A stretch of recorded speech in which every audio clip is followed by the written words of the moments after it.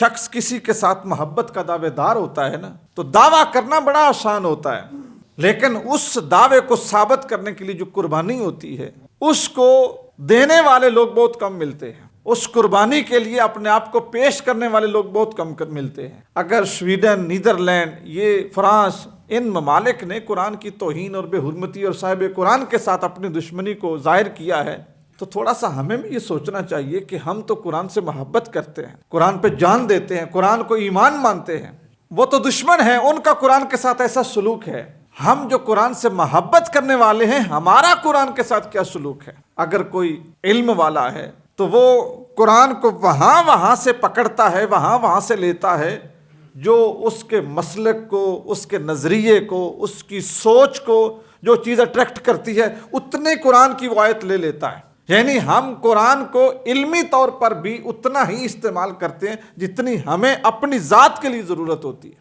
اگر کوئی قاری ہے تو وہ یہ سمجھتا ہے کہ لمبی سانس، اونچی آواز، سریلی آواز، اس کے ساتھ اگر میں نے قرآن کو پڑھ دیا تو اس کا حق ادا ہو گیا۔ اور اگر ان دو طبقوں سے نیچے آ جائیں تو جو کاروباری ہیں وہ اپنے اپنے کاروبار کے لیے قرآن کو استعمال کرتے ہیں۔ اگر کوئی دکاندار ہے تو وہ اوپر لکھ لے گا واللہ خیر الرازقین۔ اگر کوئی اور بہت بڑا بزنس مین ہے تو وہ اپنے پلازے کے اوپر یا اپنی مارکیٹ کے اوپر وہ لکھ دے گا ھذا من فضل ربی۔ اگر کوئی ادارہ چلاتا ہے تو وہ لکھ دے گا اقرأ بسم ربک الذی خلق ھل یستوی الذین یعلمون والذین لا یعلمون، وہ اس کے لیے استعمال کر لے گا۔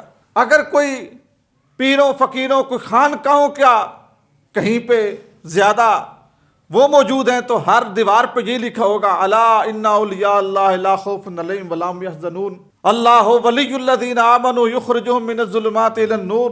اپنے اپنے مطلب کی چیزیں نکالیں گے۔ اور اگر کوئی جاہل آدمی ہے اس کے نزدیک قرآن کیا ہے؟ اس کے نزدیک قرآن صرف اور صرف یہ ہے کہ جب میں کسی موقع پہ پھنس جاؤں تو میں نے اپنے سر کے اوپر رکھ کے اس کی قسم اٹھانی اور بری ہو جانا ہے۔ پنجابی میں ہم اس کو نیا کہتے ہیں، یعنی کسی کے اوپر کوئی الزام لگ گیا، کوئی بہتان ہو گیا تو اس نے کہنا ہے جی قرآن جو ہے میں سر پہ رکھوں گا اور پار۔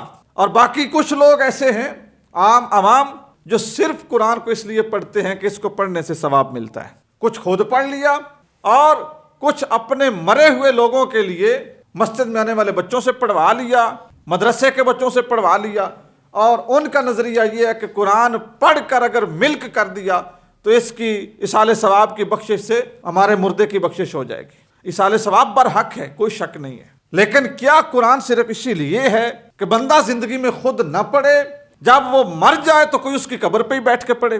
قرآن مردوں کے لیے نہیں ہے، قرآن زندوں کے لیے ہے۔ قرآن خود بھی زندہ ہے، مخاطب بھی زندوں کو کرتا ہے۔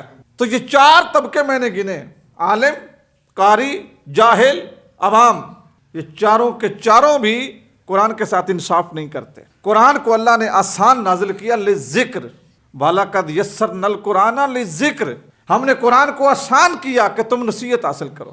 کتنے لوگ ہیں جنہوں نے قرآن سے نصیحت حاصل کی؟